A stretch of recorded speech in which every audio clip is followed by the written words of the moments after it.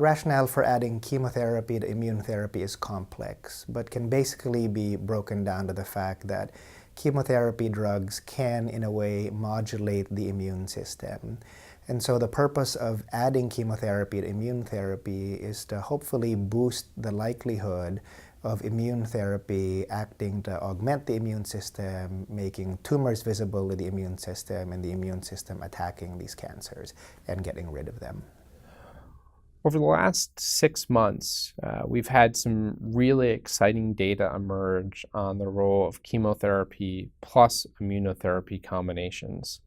And we've seen now 3 randomized control studies showing overall survival improvements with the addition of PD-1 or PD-L1 inhibition to standard chemotherapy in non-small cell lung cancer. I think the most important of these studies was KEYNOTE-189. This was a randomized phase 3 study that compared platinum pemetrexed versus platinum pemetrexed plus pembrolizumab. And in the study, the triplet combination resulted in an improvement in both progression-free survival as well as overall survival.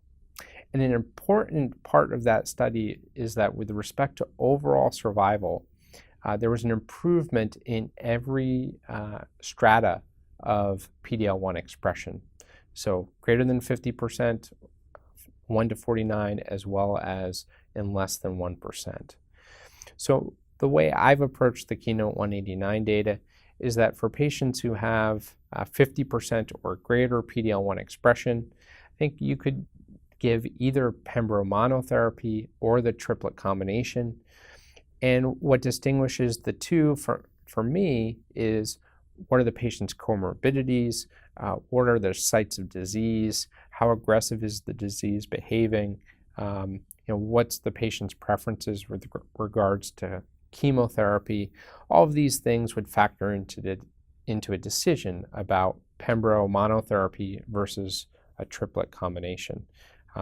I've generally erred towards monotherapy in that setting while we await for further data looking at long-term outcomes of the two different approaches.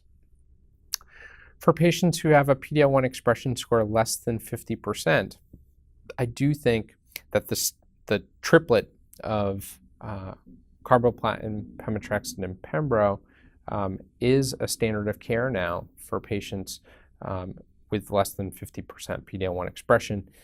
I should note that this is all non-squamous histology. That was studied in the KEYNOTE-189 study. Around the same time, and finally, for patients with squamous histology, at ASCO this past year, we saw 2 studies, both of which showed that the addition of PD-1 pathway inhibition to chemotherapy resulted in improvements in progression-free survival, and in one study, an improvement in overall survival, and that one study was KEYNOTE-407, where the addition of pembrolizumab to carboplatin paclitaxel resulted in an improvement in both PFS and overall survival. And so again, we're seeing that the addition of PD-1 pathway blockade to standard histology-based chemotherapy is becoming a standard of care in the United States, particularly for patients with PD-L1 expression less than 50%. Thankfully, in this trial, we've seen a signal for response not just in patients whose cancers are highly PD-L1 expressing, meaning 50% or greater, but the trial also included patients whose tumor proportion scores of their cancer fell below that cutoff. So I think that it's a good strategy to consider chemotherapy plus immunotherapy for patients who may not fall into that specific bucket where you might think about using pembrolizumab alone. So in someone that has a score of 1 to 49%, I would consider giving the combination, and in practice have seen very good results when all 3 drugs are given.